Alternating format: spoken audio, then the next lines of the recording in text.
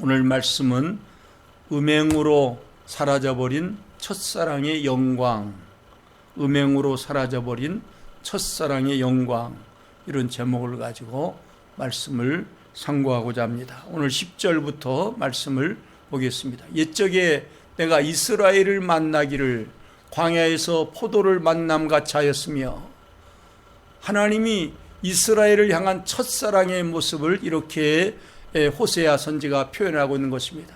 옛적에 내가 이스라엘을 만나기를 광야에서 포도를 만남같이 하였으며, 여러분, 허벌판 광야에서 포도를 만났을 때 얼마나 즐겁고 얼마나 기쁘겠습니까? 요즘에 이 포도 맛이 얼마나 좋습니까? 이 포도를 만남과 같이 이렇게 하였으며, 또 너의 조상들을 보기를 무화과나무에서 처음 맺힌 첫 열매를 봄같이 하였거늘. 저희 집에, 저 뒷집에 무화과나무가 있는데, 무화과나무가 이 가지가 우리 쪽으로 뻗었어요. 가지가 뻗은 것은 우리가 따먹을 수 있거든요. 그래서 이 따먹는데 이 무화과나무가 잘 열리면, 맺으면 얼마나 맛이 있는지 몰라요. 여기에 너희 조상들을 보기를 무화과나무에서 처음 맺힌 첫 열매를 봄같이 하였거늘. 다른 열매도 아니고 첫 열매를 봄같이 하였거늘. 얼마나 기쁘고 얼마나 즐거웠던 하나님의 모습을 발견할 수가 있습니다. 포도를 만난 것 같이 그렇게 기뻤고, 광야에서 조상들을 보기를 무화과나무에서 처음 맺힌 첫 열매를 봄같이 하였거늘. 그들이 바알부올에 가서 부끄러운 우상에게 몸을 드리므로, 이 바알부올은 부올에서 섬기는 바알을 의미하는 겁니다. 바알부올, 그래서 그 지역 이름을 바알부올로 지었는데, 모압 사람들이 섬기던 우상이 바로 바알부올이었어요. 바알부올에 가가지고, 아무튼 바알신, 하나님 외에 바알신을 섬기는데 부끄러운 우상에게 몸을 드리므로, 얼마나 처참한 모습입니까? 얼마나 비참한 모습입니까? 하나님을 섬겨야 할 그 백성들, 하나님이 그들을 만났을 때 얼마나 포도를 만난 것 같이 그렇게 기쁘고, 그리고 무화과나무에서 처음 익은 맺힌 첫 열매를 봄과 같이 그렇게 기쁘고 즐거웠는데, 그들이 하나님을 반역하고 바알부올에 가가지고 부끄러운 우상에게 몸을 드림으로 저희가 사랑하는 우상같이 가증하여졌도다. 하나님은 우상 숭배하는 것을 가증한 일이라고 그렇게 지칭하는 것을 볼 수가 있습니다. 가증한 일, 하나님 외에, 하나님을 남편 되는 하나님을 섬기고 하나님을 신뢰하고 하나님만을 바라봐야 할 터인데, 그들이 이제 하나님을 반역해서 바알부올에 가가지고 부끄러운 우상에게 몸을 드림으로 저희가 사랑하는 우상같이 가증하여졌도다.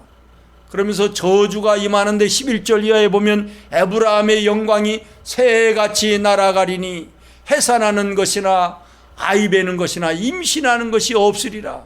얼마나 무서운 저주가 임하는 것입니까? 해산하는 것도 없고 아이 베는 것도 없고 임신하는 것도 없을 거라. 여러분, 아이가 태어나는 것은 하나님의 축복인 줄로 믿습니다.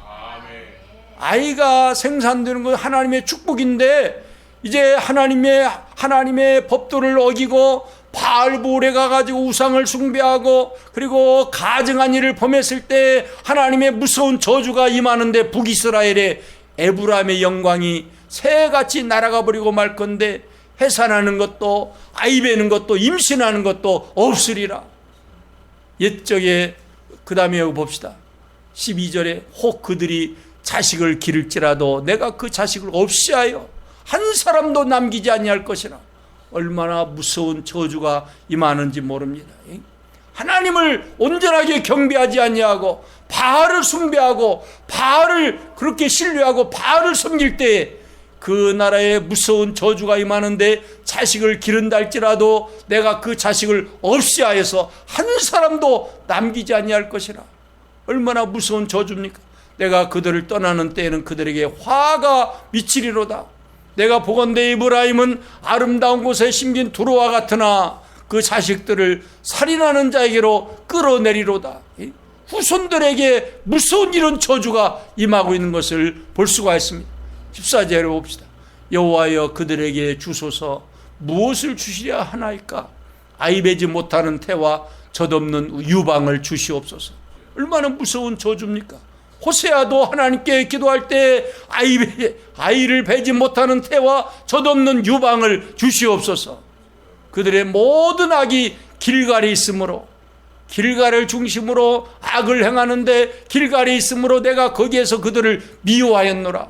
그들의 행위가 악함으로 내 집에서 그들을 쫓아내고, 악하다는 말은 뭡니까? 아까 말씀드린 대로 바알볼에서 바알을 숭배하고 자기들의 몸을 드리고 가증한 일을 이렇게 행하니까 그들을 향하여서 행위가 악하다고 하면서 그 행위가 악함으로 내 집에서 그들을 쫓아내고 다시는 사랑하지 아니하리라. 사랑의 하나님, 긍휼의 하나님께서 얼마나 마음에 상처를 입었으면 내가 다시는 쫓아내서 사랑하지 아니하리라 이렇게 선언하겠습니다. 그들의 지도자들은 다 반역한 자니라. 이스라엘의 북이스라엘의 지도자들은 다 반역한 자라고 이렇게 분명하게 증언하고 있는 것을 볼 수가 있습니다. 16절에 봅시다. 에브라임은 매를 맞아 그 뿌리가 말라. 얼마나 매를 많이 맞았으면 뿌리가 말라가지고 열매를 맺지 못하나니. 여러분, 모든 나무에는 뿌리가 있기 때문에 아름답게 성장하는 것이죠. 그런데 하나님이 매를 때리니까 그 나무의 뿌리가 말라가지고 열매를 맺지 못하나니 비록 아이를 낳을지라도 내가 그 사랑하는 태의 열매를 죽이리라. 아까 아이를 이제 임신도 못하게 하고 태 열매도 맺히지 못하게 했는데 이제 설령 아이를 낳는다 할지라도 내가 그 사랑하는 태의 열매를 죽이리라.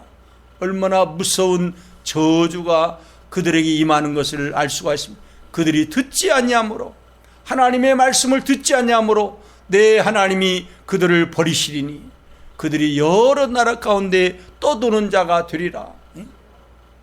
이 말씀대로 나라 없는 소름 가운데 겨우 1948년인가요? 이스라엘이 해방된 때가, 이스라엘이 나라를 독립시킨 때가, 참으로 이런 그 예언 그대로 이스라엘 백성들이 이루어져서 저 북방 이스라엘이 BC 722년에 아수르에게 완전히 멸망하고, 요 남방 유다는 BC 586년에 바벨론에서 완전히 멸망하고, 그리고 나라 없는 소름 가운데 엄청난 기간 동안을 있었던 것을 보면서 그들이 여러 나라 가운데 떠도는 자가 되리라.